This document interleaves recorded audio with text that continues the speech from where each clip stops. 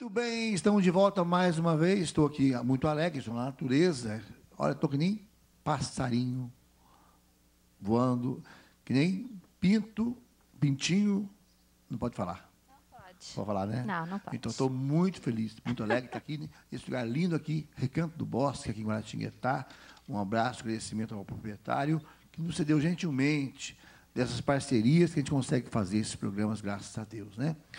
Começa mais um programa Minha Família é Assim, e hoje um tema muito legal. Mas não estou só, ela está do lado de lá, tomando um bronze nesta manhã, porque está precisando pegar uma corzinha. Olá. Ai, estou muito branca. Então, é uma alegria estar chegando aí na sua casa. Que bom, né? Estamos aqui nesse clima de natureza, sol, muito sol, verão, férias, né? Então, é muito bom. Hoje vamos falar um pouquinho sobre férias longe dos pais.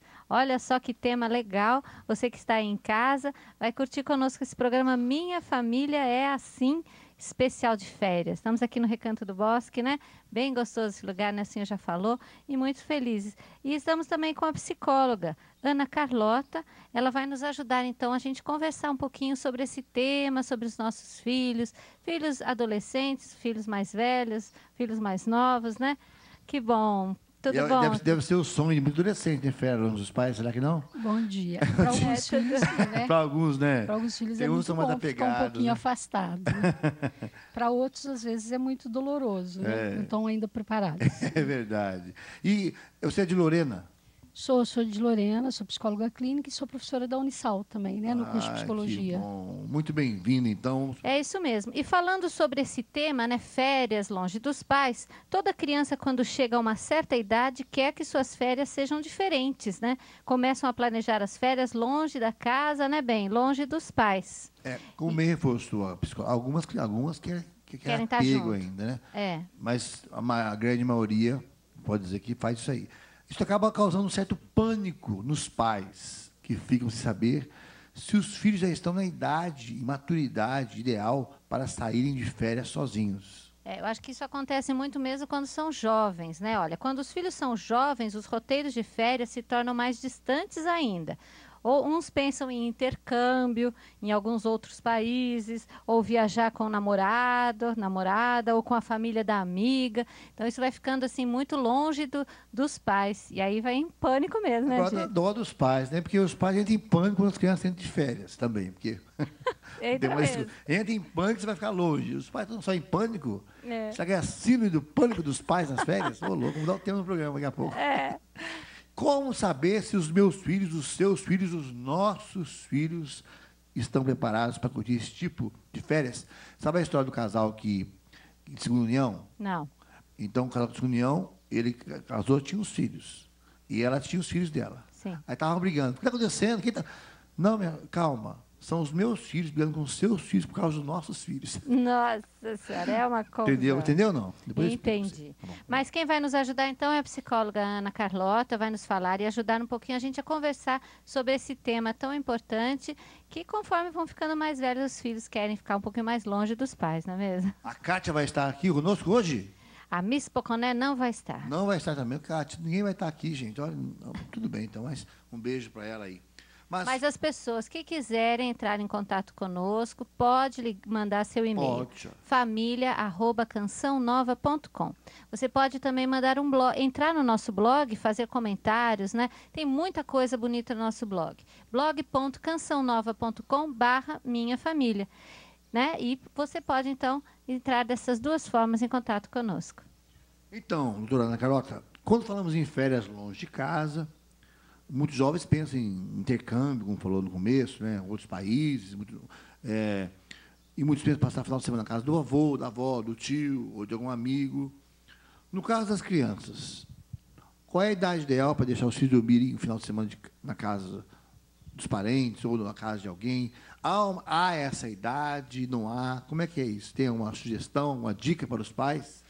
Olha, essa capacidade ou essa esse recurso da criança poder se afastar dos pais estando preparada para isso, é um processo, né, que na verdade começa desde pequenininho, porque à medida que a criança vai sendo cuidada, ela vai construindo uma confiança nas pessoas que cuidam dela. Então é muito comum que elas, o ideal seria que elas fossem aos pouquinhos dormindo na casa de pessoas que ela está convivendo, que tem intimidade, que tem confiança e que fazem também a função de pai e mãe dentro delas, né? Como os avós, algum tio, uma madrinha, né? As duas coisas são importantes. Trabalhar também esse desapego dos pais vai ser importante, porque um dia vai ter que estudar, fazer uma faculdade. É importante trabalhar esse aspecto aí do desapego, mas, ao mesmo tempo, sabendo dosar essa distância. Se esse desapego ele vai acontecendo, essa independência, ela tem que ir acontecendo naturalmente durante o desenvolvimento, né? Uma criancinha de 1 ano, 2 anos, ela só vai dormir na casa de alguém que ela realmente também tenha como função de mãe, uma avó, uma madrinha, às vezes uma empregada faz essa função, né? O que não seria legal é colocar uma criança tão pequenininha assim no lugar na casa de alguém estranho. Isso às vezes acontece no imprevisto da vida, você precisa de uma situação assim, né? Mas o ideal é que isso vá acontecendo durante o desenvolvimento. E, Ana, como que a gente vai saber se o filho da gente teve alguma dificuldade na hora de dormir, ou se ele não gostou, ou se ele teve uma insegurança? Como que a gente vai descobrir essas dificuldades que ele possa ter tido? Olha, a criança, ela é muito inteligente e ela percebe as coisas e demonstra isso através de várias formas, né? Porque uma criança, quando ela não está preparada para se afastar dos pais, ela demonstra isso com 1000 fantasias, através de comportamento, através de ficar doente, através da irritação, do nervoso, né? E, às vezes, como ela é muito perceptiva, ela está o tempo todo atenta nos pais e tem 1000 fantasias. Se os pais estão deixando ela ir passear ou ficar na casa de alguém meio que para ficar livre delas, elas fantasiam isso, né? Elas percebem quando há uma tensão entre o casal e quando os pais querem mesmo não darem conta ou querem ficar livre delas. Ou então também a fantasia muitas vezes é desses filhinhos não conseguirem ir porque a fantasia de que eles têm que ficar para proteger o papai da mamãe, ou a mamãe do papai, às vezes acontece isso também. Né? Então, dependendo do casal, ou dependendo do clima entre o casal, às vezes é difícil a criança se afastar dos pais. Né? E a ansiedade do pai pode passar também para a criança? Sim, porque a criança é muito... Ela percebe aquilo que não é falado, né? Ela percebe aquilo que os pais estão vivendo. Então, às vezes, os pais fazem um discurso muito bonitinho, mas a criança percebe que não é verdadeiro isso, né? Percebe que os pais estão num clima de competição, às vezes, ou de dificuldade de se relacionar mesmo. Então, tem crianças que não conseguem se afastar.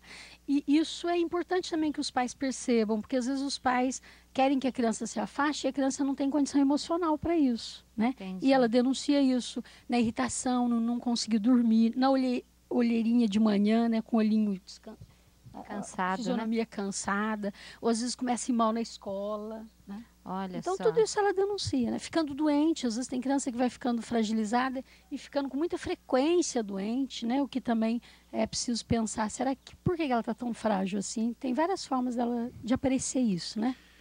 E quais são as recomendações que a senhora daria aos pais, que os pais precisam dar aos filhos antes de sair de casa?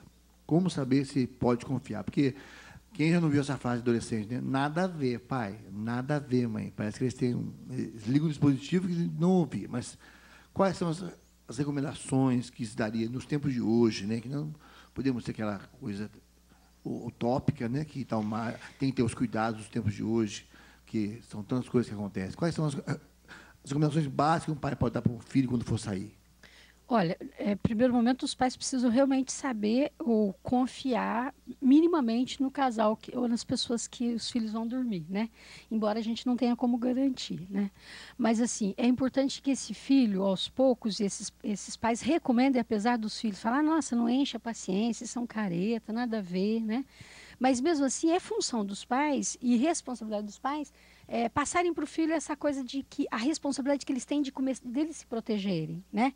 Que a minha função foi cuidar deles até um certo momento, mas quando eles saem de perto de mim, eles têm responsabilidade com o próprio corpinho, né? Não deixar ninguém tocar no corpinho deles, de como esse corpinho é importante e é algo que ele tem que aprender a cuidar, né? De como se ele ficar à disposição no sentido de que se você precisar, você me liga, eu faço o máximo e vou te buscar, se você não estiver conseguindo, dar essa garantia, essa segurança, legal, né? De que se precisar de mim, você me liga e que eu vou buscar ou peça socorro, não em frente, né? Acho que isso é importante hoje. Ao mesmo tempo que é importante também a gente não criar filhos paranoicos, o tempo todo desconfiando das pessoas, porque nós também precisamos construir pessoas que minimamente confiem nos outros. Mas, ao mesmo tempo, também a gente tem que lidar para uma realidade, né? De perceber da responsabilidade deles se cuidarem e da confiança de que eles peçam socorro para um adulto que estiver próximo deles não resolverem sozinhos, muito bom, muito bom. Acho que isso é importante, né? É importante.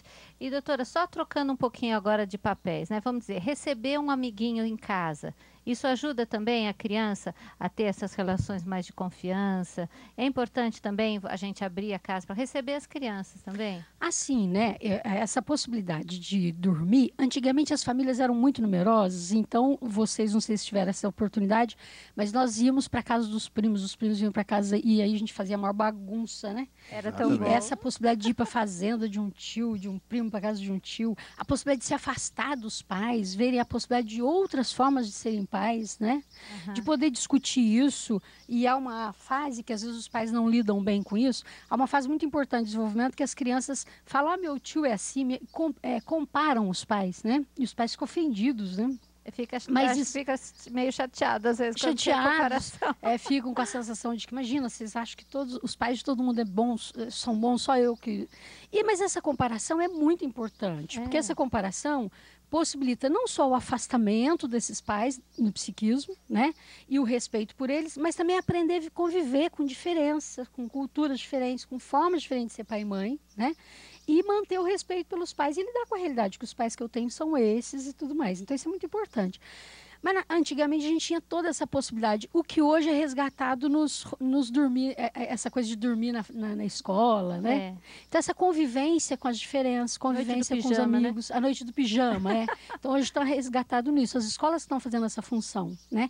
Porque hoje também as pessoas não têm muito essa disposição de receber amiguinhos. É importante isso, é importante. Né? Tem pais que não querem bagunçar a minha casa, não querem dá trabalho receber os filhos dos outros. Você tem a responsabilidade não só de cuidar, de pôr limite, mas de ser efetivo, de estar atento também, né? Mas é uma experiência rica e importante. Agora, é preciso que os pais tenham essa disposição interna, porque também fazer por fazer não vale é verdadeiro, pena, né? é Aí verdade. as crianças percebem. Né? E eu vejo assim que eu sou de família pobre, meu pai é funcionário público, mas a minha infância foi maravilhosa. A fazenda do tio lá, e não tinha forro, aí para dormir, benção tio, Deus abençoe, dorme com Deus também, amém, amém também, benção tia. Aí em cada primo, 12. Eram famílias tchau, primo, grandes. até a mãe dá um, para! Sim, e aí conviver com os limites de outros pais que também põem limite, né? Que chama atenção. E a mãe falava, olha, se der trabalho, pode, né? E a avó, chegava. Olha, esse é um outro aspecto importante, né? Porque é preciso que os pais autorizem quem está recebendo meus filhos a pôr limite e a educar também, né? Os pais hoje têm uma dificuldade de autorizar e fazer com que o filho respeite o adulto. Olha, não só os professores, como os tios, né? E vai equilibrando a criança para se relacionar mesmo. Então, os pais ficam muito ofendidos, como se você não pudesse chamar a atenção do meu filho. Eu estou confiando que você é um adulto minimamente decente, que se meu filho estiver errado, você tem que chamar a atenção mesmo, né? Então, isso é importante, percebe? Importante. Né? Importante porque, às vezes, o pai e a mãe acham que sempre o filho está certo. E que nada que o adulto falou é verdade. Então, isso a gente tem que pôr um pouquinho também, né? Nos filhos, que se o tio falou, é porque, vamos ver, pera um pouquinho, o que o tio falou, né? É importante mesmo, eu acredito que tem que ter entre os casais, né? Essa liberdade de você chegar no filho ou na filha do seu irmão, da sua irmã e falar, olha, vamos melhorar aqui, né? Isso é importante, isso é muito importante e é criar cultura, percebe? Porque, na verdade, os pais, às vezes, imaginam que criar pessoas decentes, morais, éticas, com valores na vida adulta, vai ser lá na vida adulta, não é agora, agora. Criança. Né? Então, eu tenho que colocar o meu filho numa escola e, minimamente, tenho que confiar que essa escola tem pessoas decentes e que chamam a atenção na hora adequada. Senão, não tem como, né? Legal. E os limites vão se impondo naturalmente na vida da criança. Ela vai aprendendo que tem os limites, tem que saber respeitar, Que a minha liberdade termina quando começa a do outro. Muito Agora, legal isso só um aí. minutinho. Tomar cuidado, porque senão fica assim, limites com afeto, né? Isso é bíblico, né? Limites com afeto. Importante. É para cuidar e educar a criança, senão para Importante. descarregar Exatamente. irritações de adultos, né? Exatamente. Irritação deforma a correção, não é verdade?